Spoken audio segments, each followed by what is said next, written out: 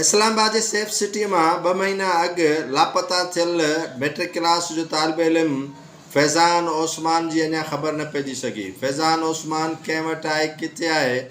Islamabad high court में पेश थियल IG इस्लामाबाद अली नासिर रिज़वी ऐं अटार्नी जनरल भी सबूत पेश करे न सघियो।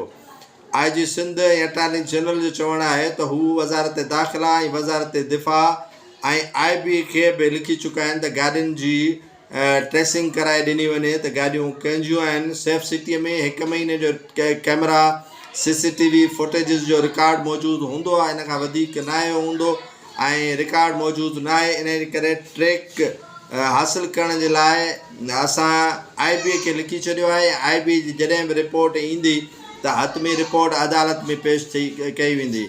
उन ते जस्टिस बाबर सत्तार मुखातिब थींदे IG ऐं अटार्नी जनरल खे चयो त तव्हां ISI सां मुलाक़ात कयो। ISI वज़ीर आज़म जे अंडर में अचे थी ऐं ISI सां मुलाक़ात करे ऐं रिपोर्ट ॾियो त जेको हीउ ॿारु आहे फैज़ान, उहो कंहिं वटि आहे। फैज़ान ते इल्ज़ाम आहे त हुन पाकिस्तान जे ख़िलाफ़ु मुहिम हलाई पंहिंजे सोशल मीडिया अकाउंट ज़रिए।